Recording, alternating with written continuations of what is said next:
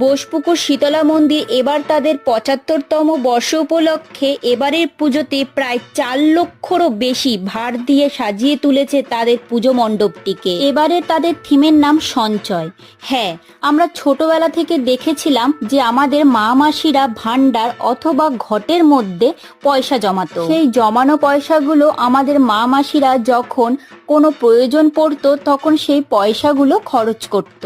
সেই ঘট বা ভান্ডার দিয়ে সাজানো হয়েছে পুরো প্যান্ডেলটাকে এবং সেই পয়সাগুলি কি কি কারণে ব্যবহার হতো সেইগুলোও দেখানো হয়েছে এখানে। সেই কারণেই এই বছরে তাদের থিম সঞ্চয়। ভারের তৈরি এই মণ্ডপের বাইরে যেমন অপূর্ব কারুকার্য করা হয়েছে, ঠিক অপূর্ব কারুকার্য করা হয়েছে মণ্ডপের ভেতরেও। এখানে আসলে তোমরা দুটি আলাদা আলাদা মাতৃ মূর্তি দেখতে পাবে, যে দুটোই অসাধারণ সুন্দর। তাহলে এবারের পুজোতে এই মণ্ডপটিকে কিন্তু লিস্টে রাখতে ভুলো না তোমরা।